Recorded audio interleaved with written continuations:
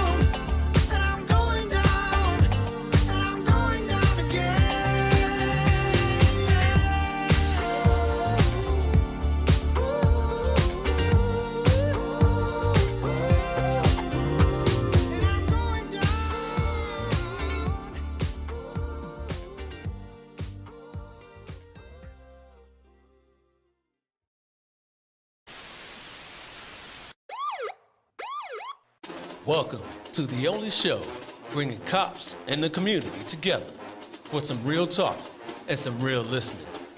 This is uncut. This is uncensored. This is Black and Blue Live. Hey fam, what's going on? Long time no see. It's your boy Dale here, like it says right there in the title. Hey, welcome to Black and Blue Live. I've got a real good one for you today, but before we get into that, hey, I want to thank everybody who's joining us, watching us live right now on all the platforms that I am streaming to. That is Facebook, YouTube, LinkedIn, and Twitter. Make sure that you share this broadcast, you like the broadcast. If you're not watching this live, hey, make sure that you do all that on the replay because, hey, it all helps. How's everyone's week doing? This is Thursday. I usually do these on Sundays.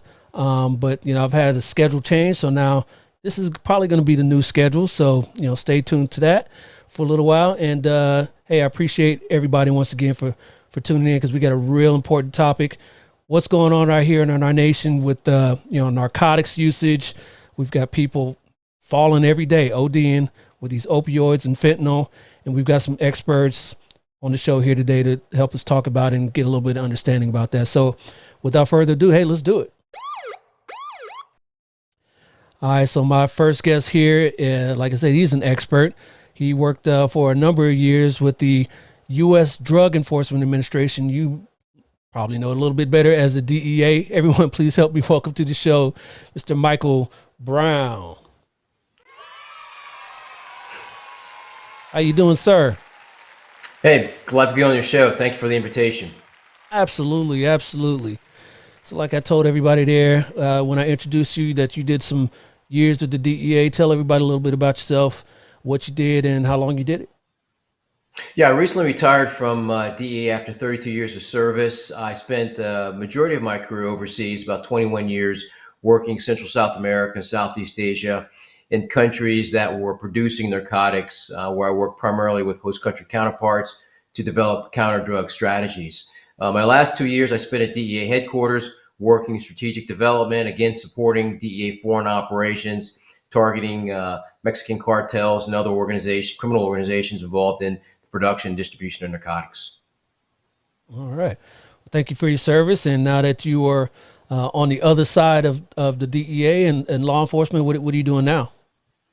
I retired and I started working for a company called Ragaku Analytical Devices. When I was with DEA, I had an opportunity to work with that company when I was in Myanmar. And basically, they design technology that can identify chemical substances, for example, precursor chemicals, using a technology called Raman spectroscopy.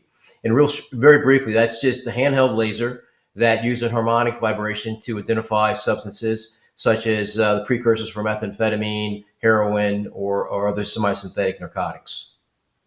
And that would be used for people trying to conceal precursors to smuggle them across, or what would that be used for? Well, the application in Myanmar, of course, Myanmar is the world's largest producer of methamphetamine, and their major problem were precursors coming across the border from China that were mislabeled and in Mandarin. So the counterparts, Myanmar police simply had no idea what was coming in their country. So using this Raman spectroscopy technology, they were able to simply sample what was coming across the border and identify those mislabeled substances as precursors for methamphetamine. Their seizure rate went up from basically 0 to 30 to 40% within the first month. I think the first operation they seized maybe 6 tons of benzene, which was mislabeled as another chemical. So that made a serious impact in the ability of the police to mitigate the threat posed by precursor chemicals. And as we look forward into Mexico and the precursors regarding fentanyl, I think there's additional applications to disrupt that supply chain as well. All right. Well, thank you for all that. Appreciate you. Thank you.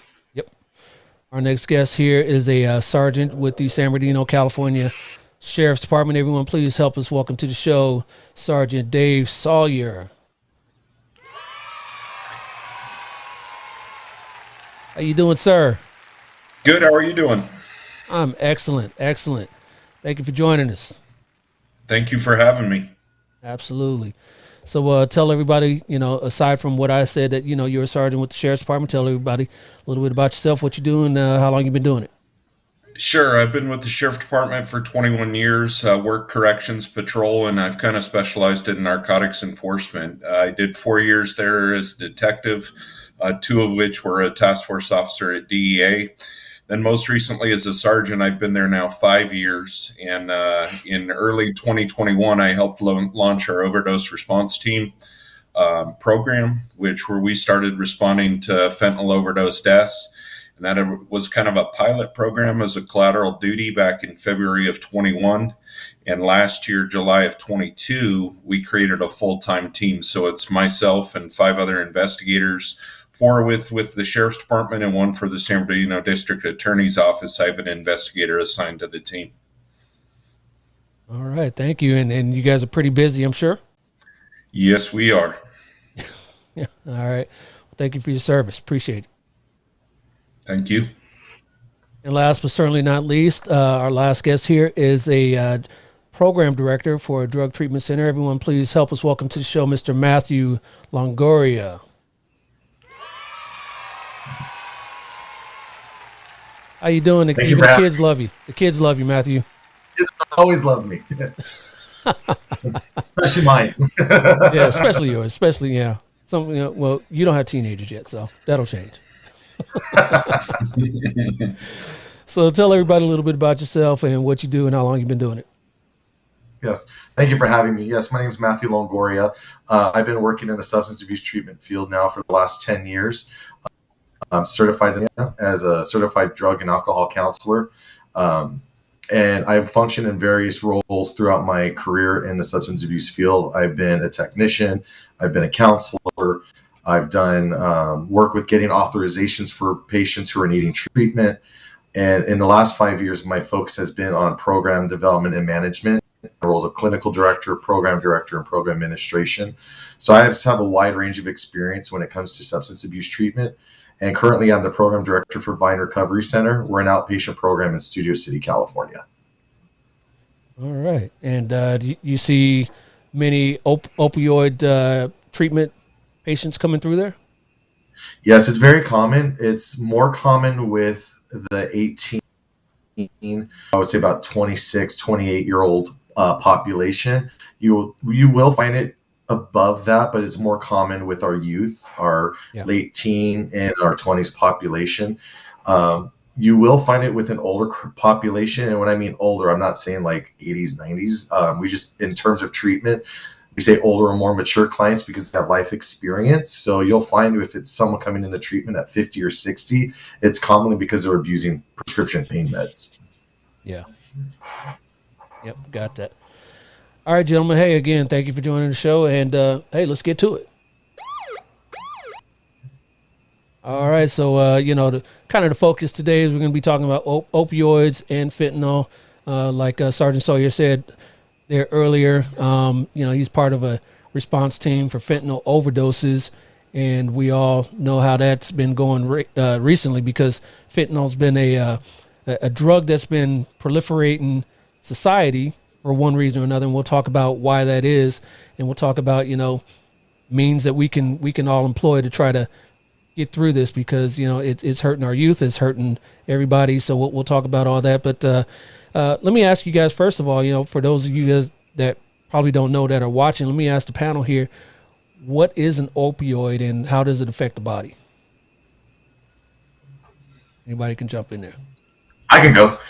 Yeah, go ahead, pretty much an opioid, if you want to put it as in simple layman's term, it's a chemical that blocks the pain receptors in the brain. So if you think if someone has major surgery, there's going to be some type of opioid that's going to be after surgery, but also given them post-surgery to help them with their pain management. As simple as like myself, I had a hernia operation in my early 20s, and I had given to me when I was home. So that's just something as simple as putting it like that. It blocks the pain receptors to our brain, and in time, after using opioids consistently, it could lead to drug addiction with abuse, and which can lead to other problems. And it also releases dopamine, and dopamine is the pleasure receptor in our brain. The pain relief and then the pleasure reward, it can lead to a negative consequence per se when abused. Yeah. Yep. And so opioids are normally what sorts of drugs are opioids? I mean, most common, if you think oxycontin, oxycodone, hydrocodone, codeine, the Tylenol threes, the Tylenol with codeine, that's an opiate. And then you got morphine, Percocets. You got various different opiates out there. Fentanyl is even prescribed medically. You can get it as a patch. You can get it as a spray, and it could be used if it's used properly. It's used for its intended result. But we're not seeing that now, especially with the synthetic stuff that's coming across our border. Yeah. Yeah, Definitely. if I could add, most of those opioids are synthetic opioids. So these are 100% chemically produced, unlike morphine, which would be a true opioid, and heroin would then be a semi-synthetic opioid. But fentanyl, hydrocodone, oxycodone, these are all 100% synthetic narcotics, which is they're much stronger than a natural opioid, occurring opioid. So that's part of the problem. Yeah, that is part of the problem. And so we mentioned, Matthew, you mentioned OxyContin. That was a big issue a while ago when everybody was taking Oxy. You hear about that in the youth culture, hip hop culture, popular culture, Oxys and Percocet and all that sort of stuff. How did this stuff get out there if they're prescription based medications? How does it get out there? Well, before it was easier because you could pharmacy hop and doctor hop, and you get prescriptions. But with the increase of how the regulations, which unfortunately came too late, it's harder to do that. And there's more and more doctors that aren't willing to put their license on the line to prescribe these pills to people. And also, you have kids that are just getting hooked at an early age. And part of the addiction cycle is the manipulative pattern. And they know how to manipulate, they know how to steal, they know how to do all the shady activities, and they'll steal mom, dad's, grandparents, anyone's pills. And also they'll get it on the street because you're going to get enough people that can get them in large volumes and quantities that can sell them on the street. Yep, yep. And we mentioned fentanyl being a synthetic drug. What is fentanyl and what's it used for? Anybody? So I can jump in. Go ahead, Yeah. Dave. So it's a synthetic opioid, Schedule 2 controlled substance. Like Matthew said, it does have a legitimate medical purpose as far as pain management. Traditionally, for like chronic terminal cancer patients, when we used to see the patches and whatnot, you kind of touched on the prescription pain medications, but I think like what Matthew said is it's so hard to get it from the doctors, and that's when we saw the resurgence of heroin coming back, and everybody was using heroin when we hadn't seen heroin in 10, 15 years prior to that. And now the cartels are starting to introduce fentanyl into the market, where we're starting to see heroin not as prevalent anymore. If we are seeing heroin, it's being mixed with fentanyl as well. Yep, yep. And fentanyl, I talked about there in the beginning there that a lot of overdoses occurred. Sheriff's Department has a response team because there are so many overdoses. I'm sure this is a phenomenon that's happening across the country. Why is it so dangerous? What makes fentanyl so dangerous that people are ODing off of it? Straight up the potency. It's up to 100 times stronger than any type of naturally or synthetic opiate. It's 50 times stronger than, I think 50 times stronger than morphine, and 100 times stronger than any of the pills you can get out there. The smallest of quantity can cause an overdose in minutes. Wow. Yeah.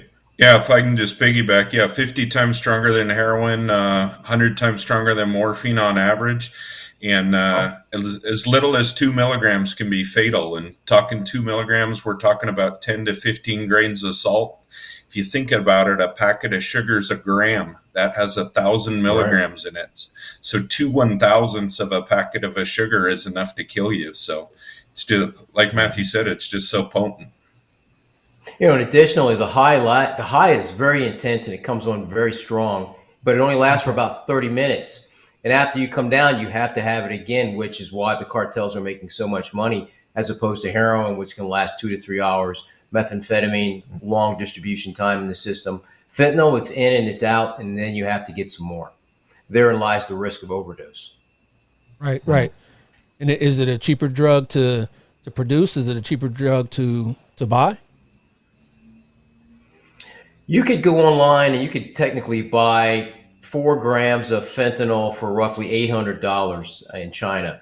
Now, if you mix that right, cut it down, 400 grams can make roughly, I'm sorry, 4 grams can make roughly 1,400 2 milligram microgram doses, right? You could turn that around and make roughly about $85,000 if you market it correctly. So with very little investment, you can turn fentanyl into a major moneymaker. And that's why the cartels have really latched on to fentanyl as the new evolution drug for profit and for addiction.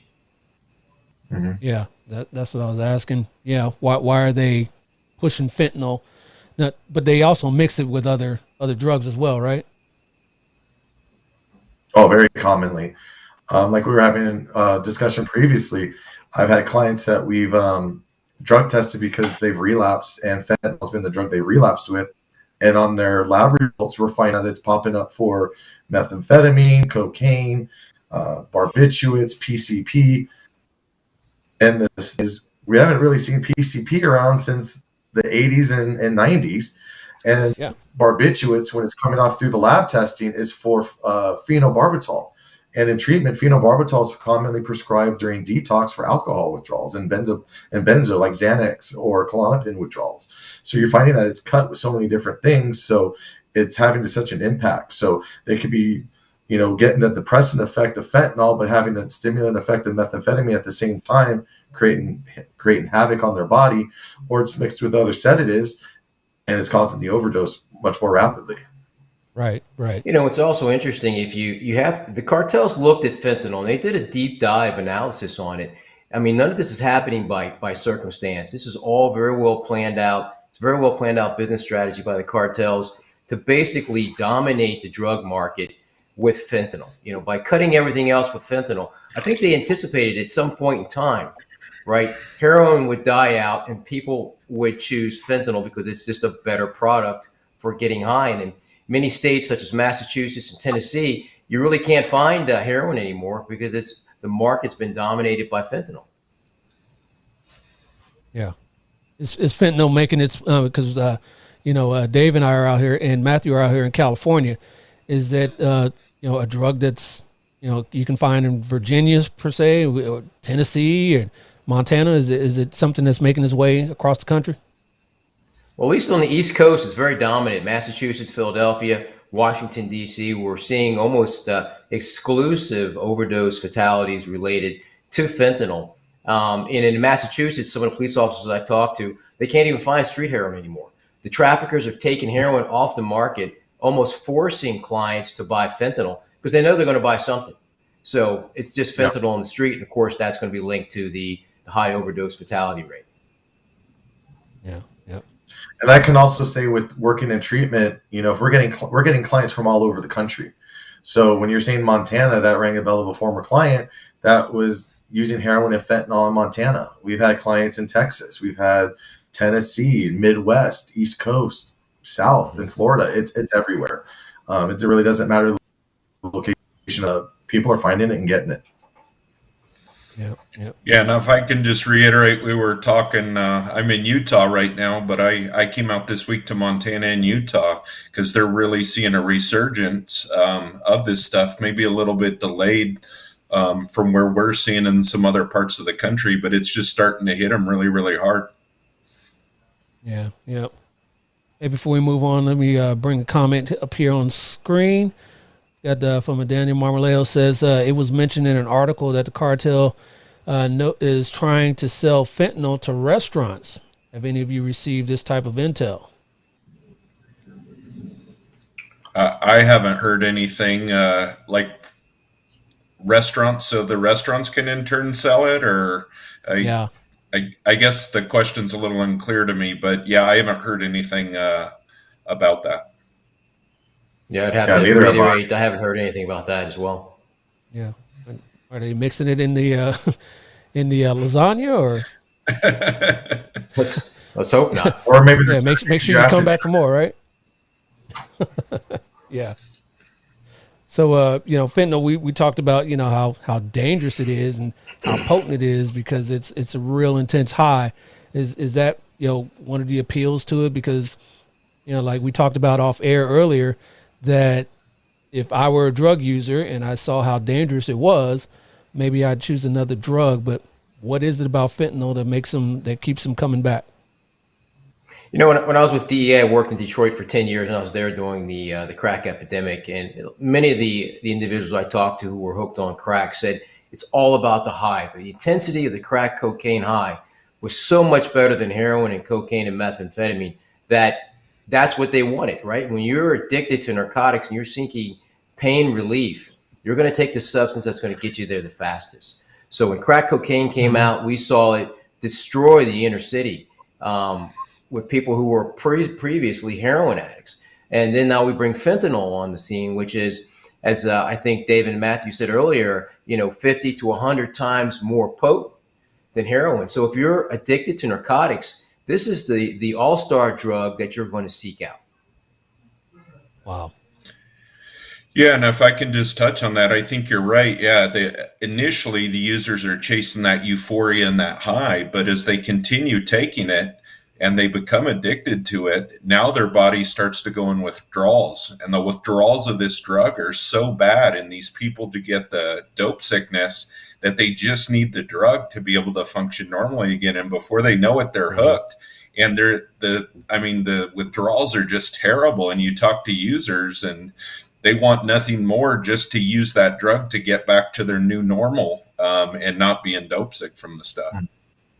Yeah. Yep. Yeah. This is the disease model. So, like I was saying earlier, it's block your pain receptors. And as your pain is blocked, you're getting a release of dopamine, which is our pleasure sensor in our brain. The longer you do that, it takes more drugs to achieve that sense of pleasure again. But bodies can't release and replenish the levels of dopamine that have been released over the times of using whatever substance you've been using. So that was where the tolerance, where you have to use more and more and more and more to achieve that high. And like my colleague was saying, is that the withdrawals are horrible. I mean, I've encountered so many clients and miserable. And even when they're in detox, they're med seeking to feel better. So they're still engaging even in their addictive cycle while in detox.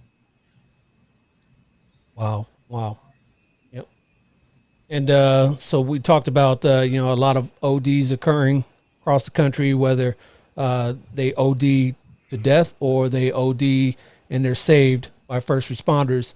And part of that treatment out there on the street is what we call Narcan, which is naloxone. Is that how I'm pronouncing it correctly? What is that, and how does that help with the coming down off the OD from fentanyl? Yeah, I can touch on that. So Narcan is the brand name drug for the drug naloxone. And what it is it's an opioid receptor blocker. So where the fentanyl gets into the brain and starts affecting the system that Matthew was talking about, it blocks those receptors. So when Narcan gets absorbed by the body, it starts to reverse those effects. But Narcan is only temporary, typically only lasting about 30 to 90 minutes. So it does cause a reversal, but it's only temporary to get somebody to a hospital. So as somebody overdoses, they have to go to a hospital so they can get on like a Narcan drip until their body's able to metabolize the drug out of their system. But unfortunately, what we see with a lot of these addicts and people who get Narcan is it throws them into those immediate withdrawals. So unfortunately, they're sometimes looking to find more of the drug because the withdrawals from it are so bad. Yeah. It's unfortunate. And that's also where naloxone. Go ahead, Matt. Oh, I was going to piggyback on Dave's comments about naloxone. Is also there's medications like Suboxone that some clients and people will use as part of their treatment plan while in treatment, or even through clinics or doctors if they're just seeking private treatment. And so it's just part of what we call the MAT program, medication assisted treatment. It's a very broad term in the substance abuse field. But when you do have people who are on Suboxone or anything that has naloxone in it, if they even try to get high and use an opiate, it'll send them right into precipitated withdrawal. So there's that piece that goes along too. So it can have a positive effective measure, but at the same time, you also have to look at how Suboxone works as a counter can become Suboxone, which will then have its own withdrawal potential and severity as well. So there's a side to it.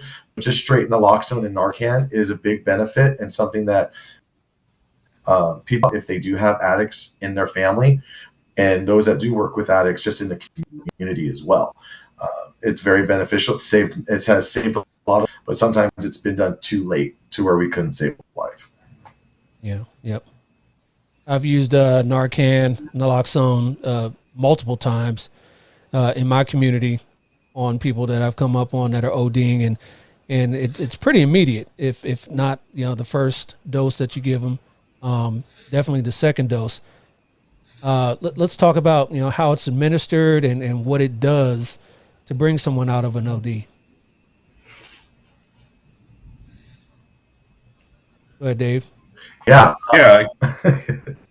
Yeah, that's what you do.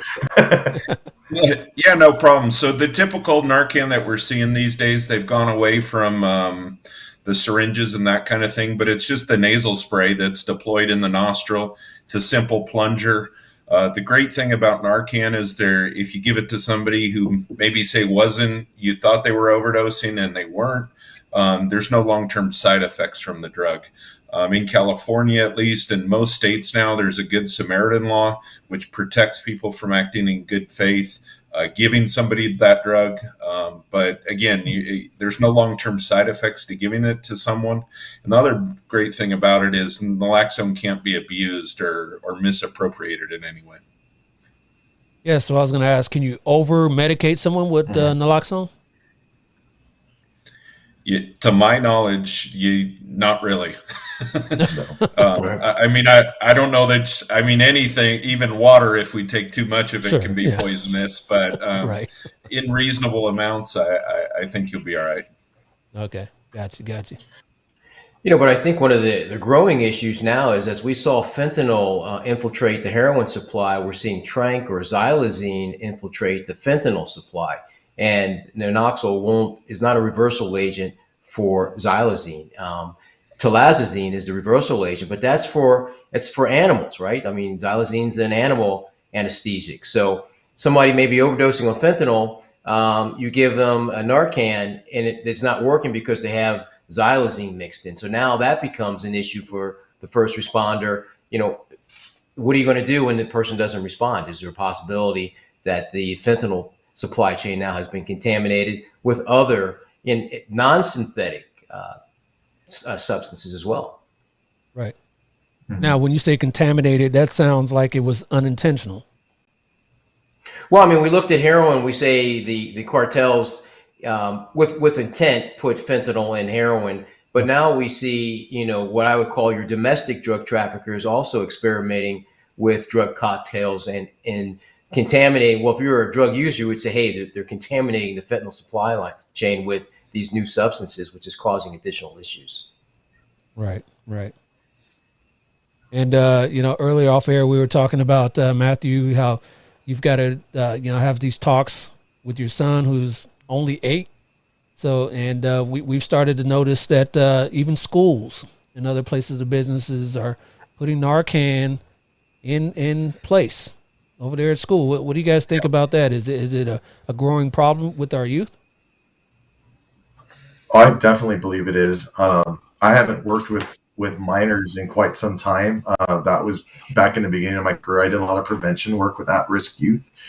And what I was finding was just working with them from not smoking weed and drinking, underage drinking. But seeing how it's progressed and how a lot of there's clients now that are barely turning 18 coming into these programs, and they're having such substance abuse history and chemical dependency. Yeah, I was hearing, I had a talk with my son about it. It was explaining to him how there's drugs out there that look, and that you just can't trust anyone that's going to hand you a bag of candy or try to share something with you, because there could be stuff in it that could cause print. I tell him that will make you die. And, to have to live like that, to share that and have that kind of with an 8-year-old, it's pretty disheartening. Yeah.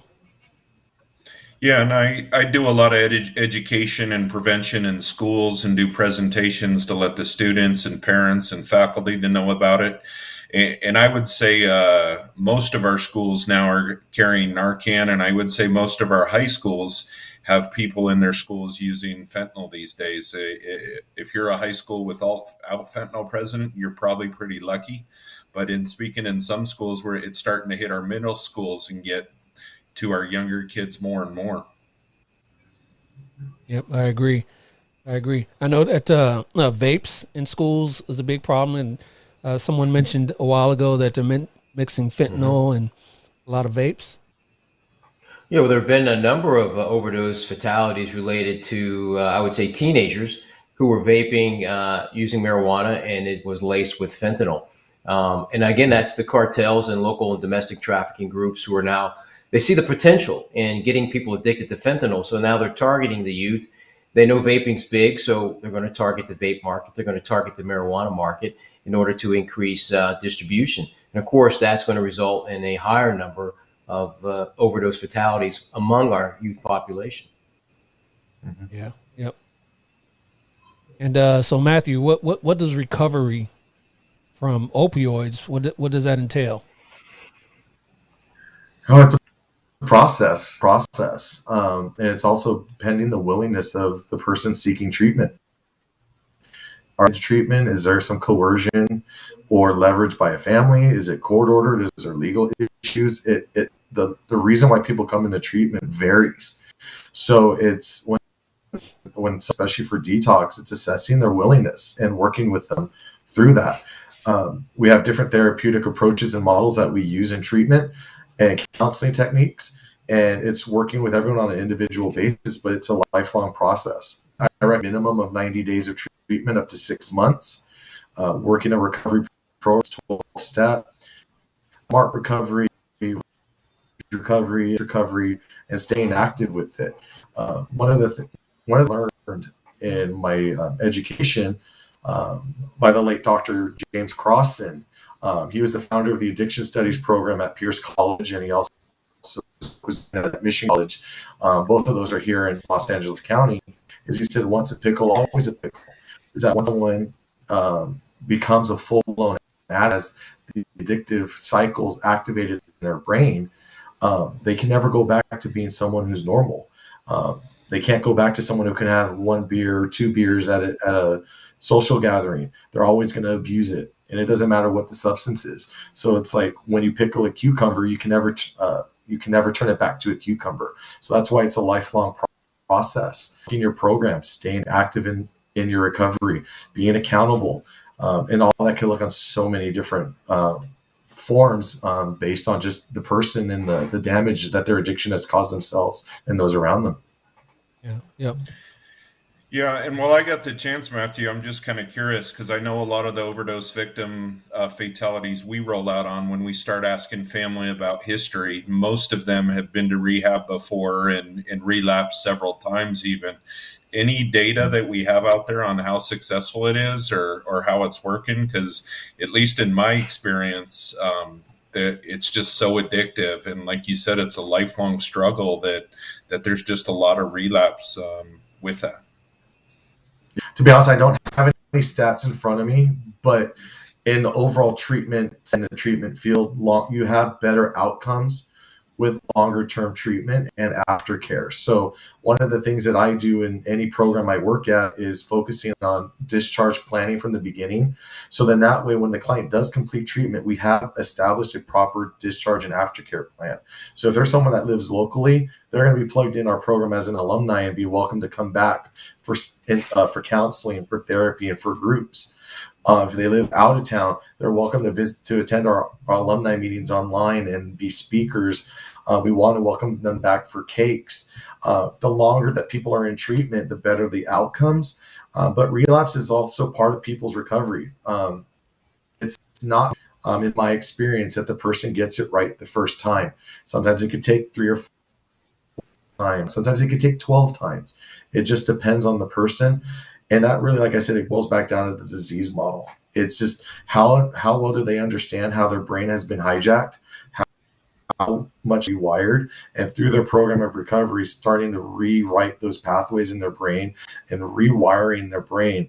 But knowing that just one mistake, one misstep, it could be a sip of a drink, it could be a puff off a joint, it could be anything like that, or just taking one pill can set them right back into their active using.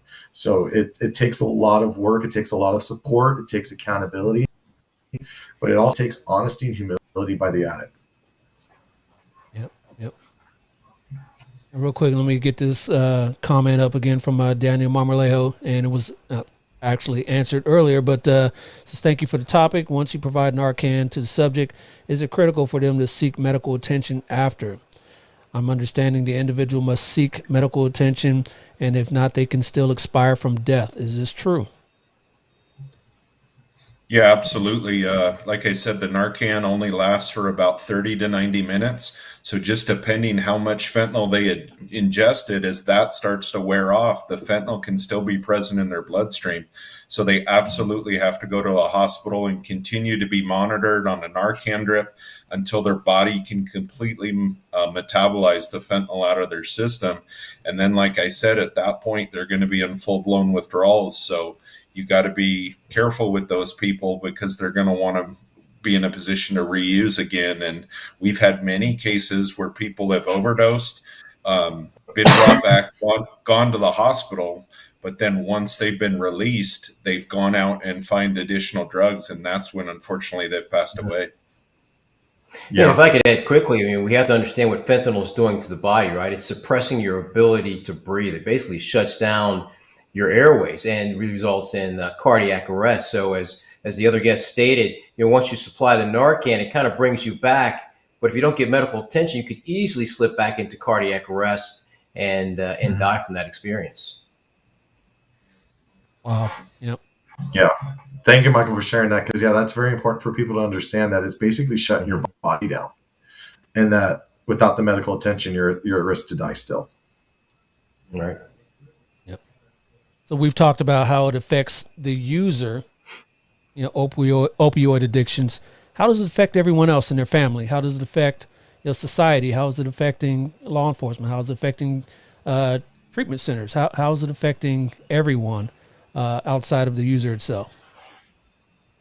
I could jump in there real quick. I've talked to a few parents on my own podcast who've lost children to opioid addiction and who have children in recovery. And I can tell you it's devastating for the family. One young lady I talked to, her son was 19. He had overdosed on fentanyl at least 4 times. He disappears from time to time, and the family has spent their entire savings on treatment, roughly over $100,000 over the last 6 years on treatment for their son. In all likelihood, he will go back to the street. He will overdose. And unfortunately, at some point in time, the family thinks he will expire. But what we're seeing are families losing their entire savings, the breakdown of the family unit. This is really devastating to the family at whole in an attempt to save a family member. So it puts the family in a very difficult position. And of course, no one wants to just put their kid on the street. So most parents are going to do what they can do to try and save their children. Agreed. Go ahead, Dave. Yeah. And I can just add, talking with some of the people on our homeless outreach team, it used to be with our homeless people, methamphetamine was the drug of choice. And now what they're telling me is they are all using fentanyl just because it's so cheap and it's so addictive. So obviously homelessness is a whole nother topic, but I think it's really having an impact on them and their willingness to get help and to get housed. And Dale, I think you can't have this conversation without talking about some of the progressive policies in some cities which have basically decriminalized drug distribution, drug possession under 3 grams. Philadelphia, LA, San Francisco, Colorado has a very progressive decriminalization program where users can openly shoot up in drug markets. No one's arrested. And this is causing an increase in drug distribution and drug overdoses. So I think we really have to start looking at our policies and what cities or city administrators are doing to actually curb the use of narcotics. And in many cases, it looks like, encouraging or enabling drug use with some of these new policies. Mm-hmm. Yeah. Yep. I totally agree with you on that. Even with the safe using sites where they make these billions where people can come in and get high in a building on the corner, enabling them, and they call it harm reduction when you're really not reducing the harm. You're enabling addiction, enticing death. And it's not right, and that's something I learned in my studies, harm reduction as a tool. And it's a very heated and debated topic in the recovery community, because the majority of us in treatment, in recovery, and who are sober believe in pure abstinence. You do have all these other models where it was being glorified by celebrities as the California sober, where I may not be using opiates and benzos and this and that, but I'm still drinking and smoking weed. But it still doesn't matter. Addiction, you're still putting a mood and mind altering substance in your body. So you have all these different ideologies and other policies in place that just aren't more beneficial. Yep. And a lot of those policies stem from philosophies that the users only hurting themselves. But we know that's not the case, right? No, not at all. I really would like to. Did we lose you there, Matthew? And cutting in and Where out. I've had to. We lost you there for a bit. Go ahead, start over. I just want to say my experience as being a clinician program with families on all different levels of, hey, your client, your loved one's doing well, or you're stressing, loved one has overdosed. Thankfully, experience, I have not professional setting to call a loved one to say your child has died, and I knock on wood with that. I don't know how I would respond in that, because it's such a call to make. But even the responses when someone has relapsed or overdosed, the tears, the anger, the frustration, and also understanding when you talk with the families. Yeah, you're cutting out an awful lot there, Matthew. If you can, Matthew, you're cutting out an awful lot. If you can, I don't know if you're on a hard computer, if you can move to closer to your router, that might help out a little bit there, though. But in the meantime, I know Dave and myself, we've made those notifications in the past where someone's expired from OD. What's that experience like, Dave? Yeah, I mean, it's heart-wrenching. It's it's going to be the worst day of that person's life, and you just got to pull it together to make that notification and just tell them like it is. And it's just a real tough thing to have to do. And I've seen it several times where we've gone out on calls and maybe they've died in public or wherever, and we're tasked with doing that. So it's real tough. Yeah. Yep. So what can be done to kind of combat this problem? I know, Michael, before you retired, and DEA and a number of other federal agencies are on the task, internationally. And then those of us first responders out here stateside are working towards that. But how can we really combat this problem?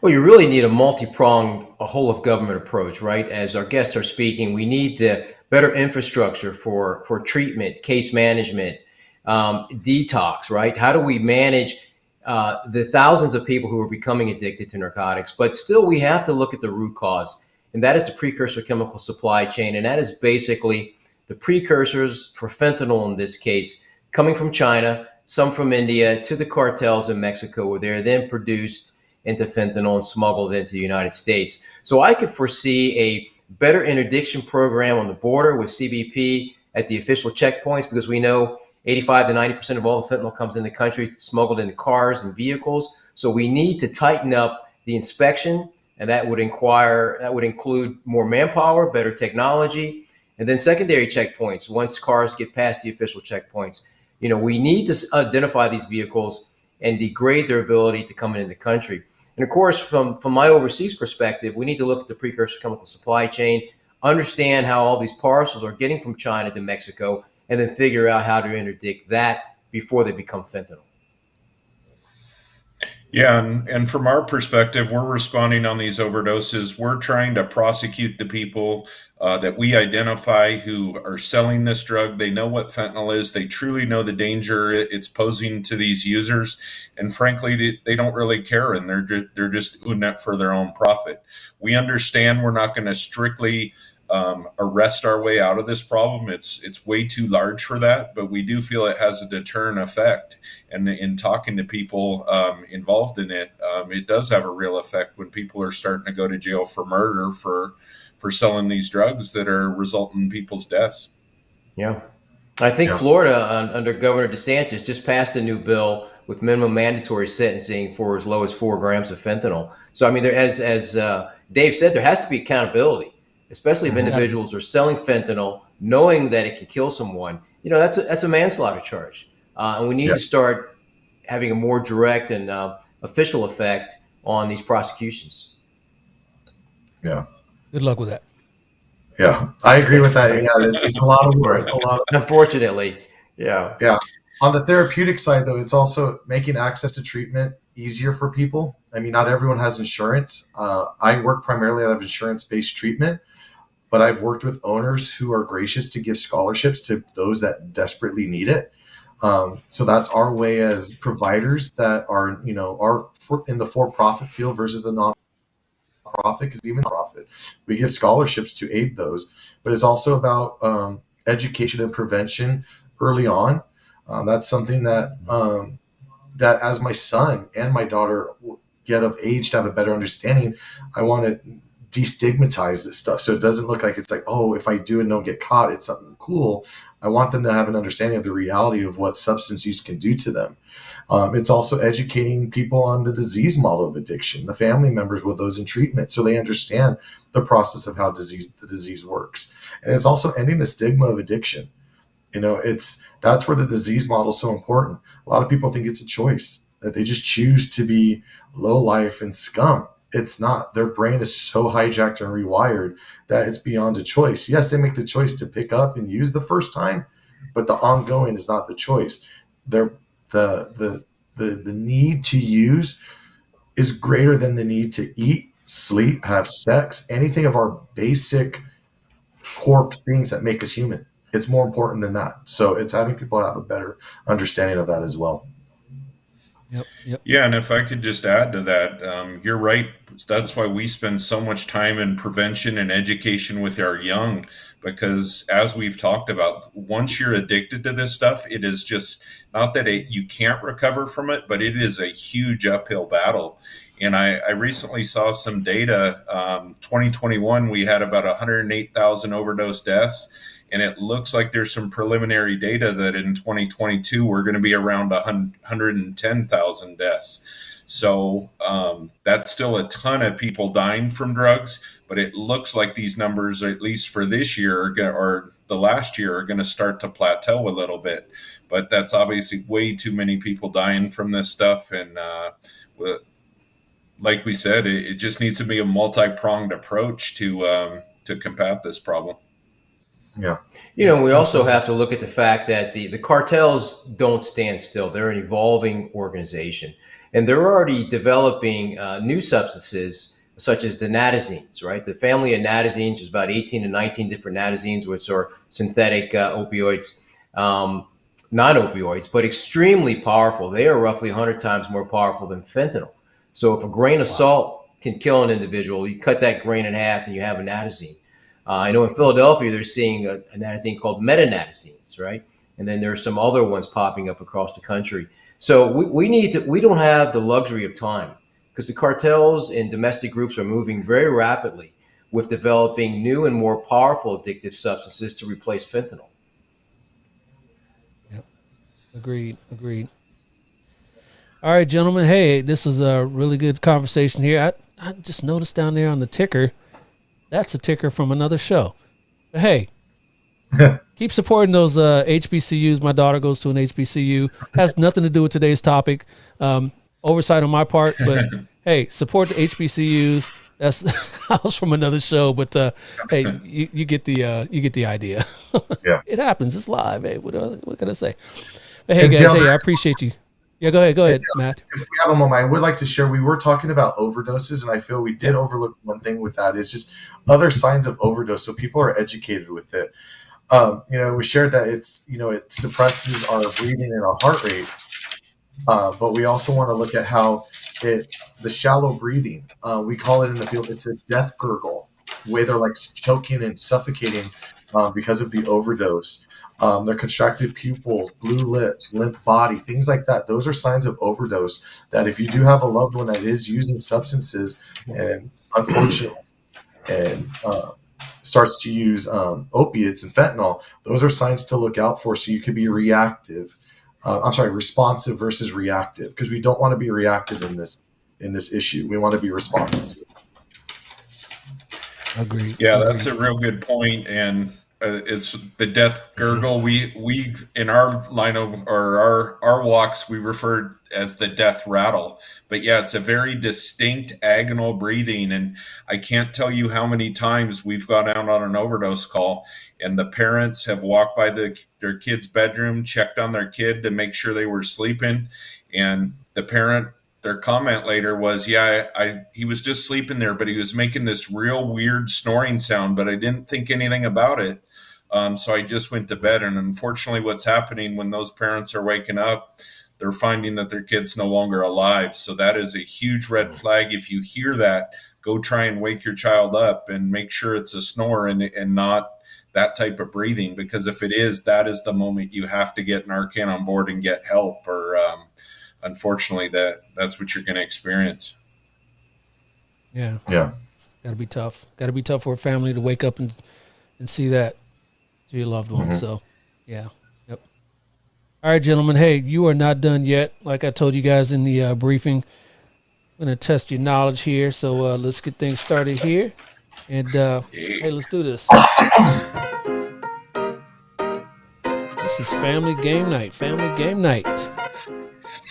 All right, guys. So make sure here. Our category today is, what does that mean? What does that mean? Acronyms and abbreviations as a name.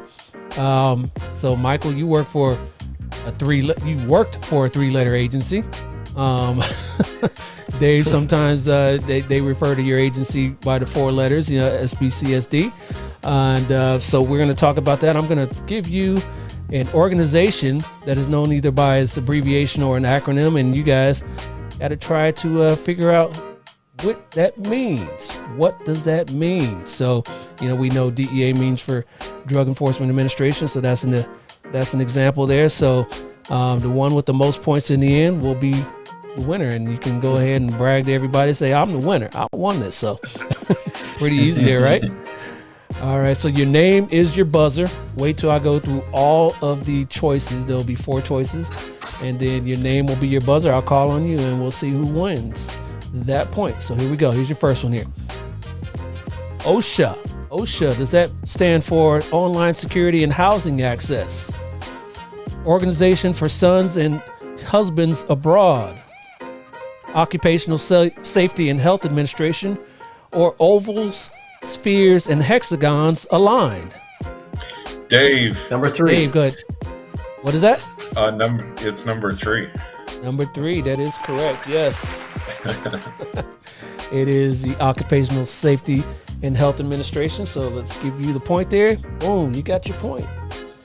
Just like that, gentlemen. Just like that. So here's your next one.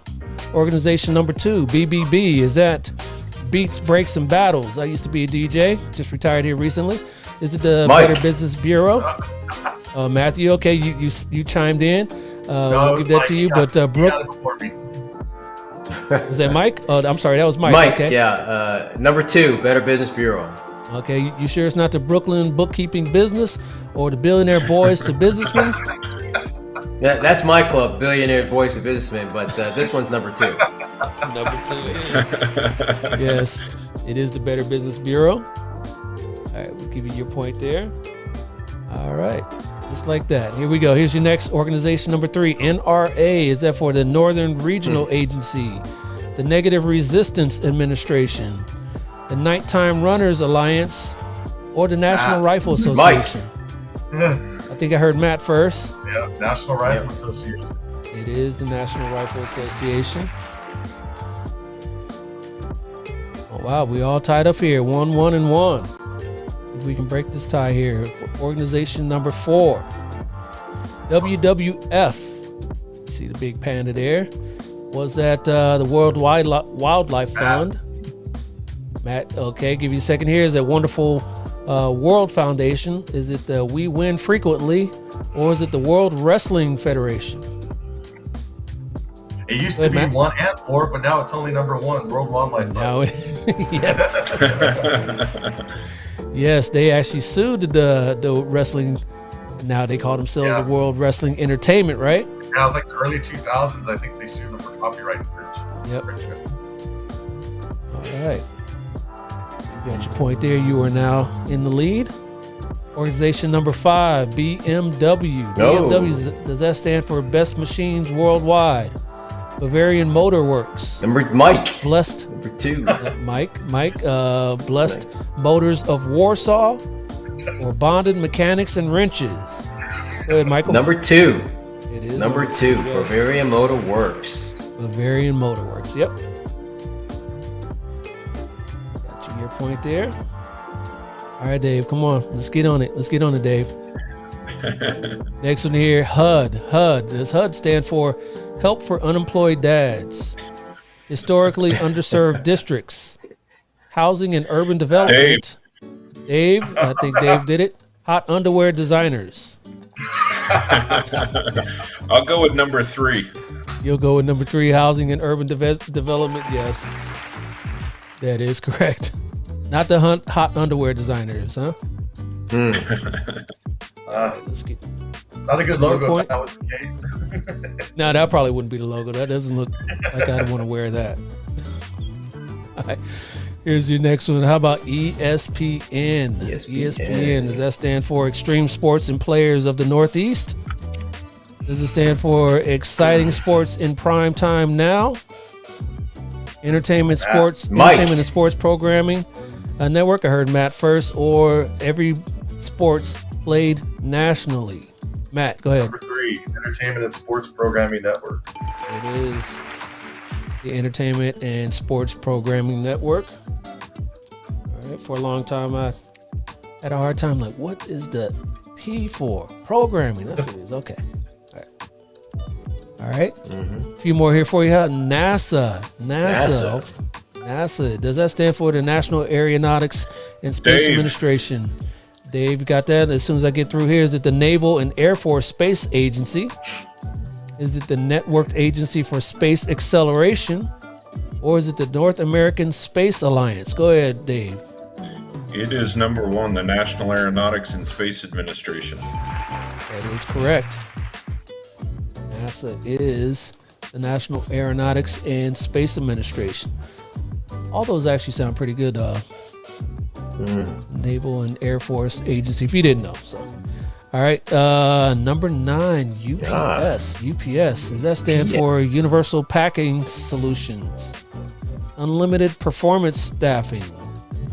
United Parcel Service, or Uniform Police and Security? Go ahead, Mike.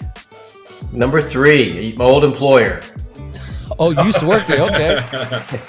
That's how I paid for college. Nice. All right, so that is the United Parcel Service. We are all tied up at 3 with a few more to go. Number 10, the IOC. The IOC, does that stand for the International Olympic Committee? I think that Matt said that. The Institute of Competition, Intelligent Objective Coaching, or Inside-Outside Commission? Go ahead, Matt. Number 1, International Olympic Committee.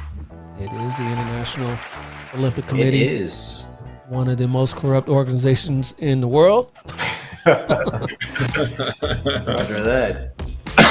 But that is what it is. IOC is the International Olympic Committee. Next one here, NERF. NERF. I bet you guys didn't know that actually stood for something. Does it stand for Not Easily Ruined or Failed? Near Exact Rubber Fixtures? Non-expandable recreational foam? Or neatly engineered raw fabrics? Dave. Go ahead, Matt.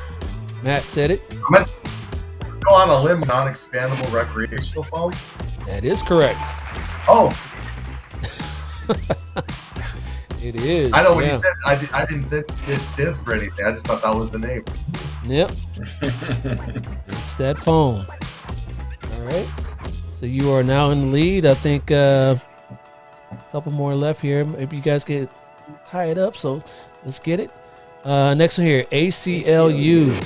ACLU, does that stand for All Citizens' Lives Are Unique? American Civil Mike. Liberties Union. Mike will get it. Applied Common Law University, or anybody can litigate without understanding. Go ahead, Mike. Well, it's number 2, but it actually means number 4. Yep.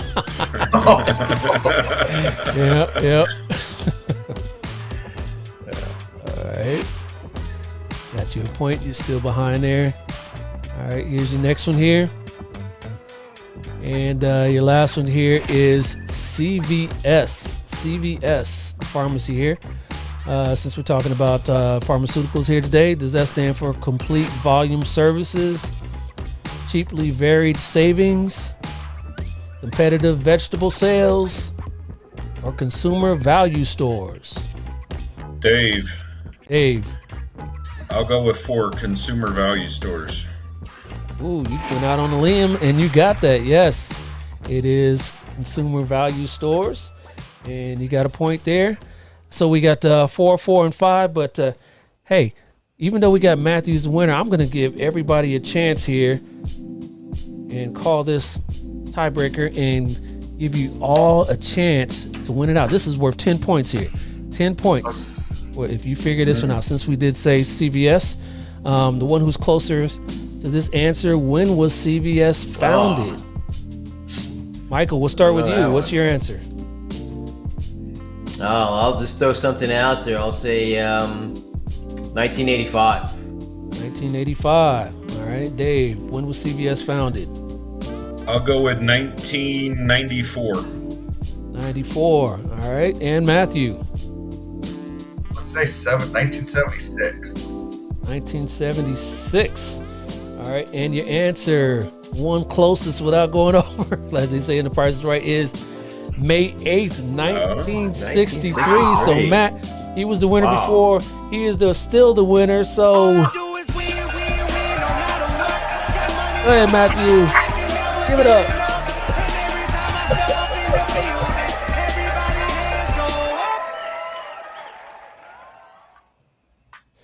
All right, he beat the brakes off of y'all. Enhanced experience. Yes, May of 1963, CVS. Hey guys, I appreciate you guys coming on and giving us some great things to think about and talk about. Before I get you out of here, how about some words of wisdom for the audience and the listeners? We'll start with you, Michael. No, I think it's important that we really have these important conversations, because it's going to take a whole of government approach to address this problem before we reach a point of no return. And I can see that happening very quickly. So, it's going to take experts like we had today sitting down at the table with all the stakeholders and coming up with solutions and then implementing them as soon as we can. Indeed. Dave. Yeah, I mean, you bring up a really good point, and Michael touched on the legislation, but I think a serious prong of this is really starting to take fentanyl seriously and making a realistic deterrent from using this stuff. And just from the people out in the public, we just can't emphasize enough that unless you are getting medication from a doctor or from a pharmacy, you absolutely cannot trust it and have to assume it has fentanyl in it. And it's just not safe to consume. And unfortunately, the days of maybe when some of us were younger, we used to be able to experiment with the drug, and not that it was a good decision, but there wasn't the risk that there is today of that being the last decision you ever make. That part right there. And Matthew. For those that are struggling out there, for the struggling addict, recovery is possible. It's never out of your reach. It's one day at a time. One thing I tell my clients, I can't use today, but I can use tomorrow, because when tomorrow comes, you can't, but you could use tomorrow. Just take it one day at a time. And family and friends, for those who are suffering, be supportive, love with boundaries, and don't enable. Love that. And one of our last comments here, again from Mr. Marmoleo, says, a great job by all of you. Thank you. Appreciate you. Thanks as well. All right, guys.